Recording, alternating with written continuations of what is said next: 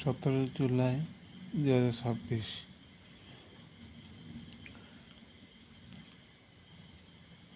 আমাকে বলে রতমন্ধক গীতামূলক বলে যে আইনেরভাবে তাদের কিচ্ছু কথা বলবো না, মুখ খারাপ করে বকে।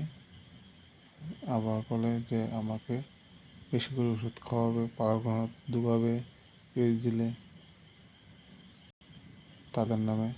তার জন্য পড়াশোনা আবেদন করছি, পড়াশোনার জন্য তাদের নামে আর একটা মামলা নিয়ে আইনত ব্যবস্থা নেয়।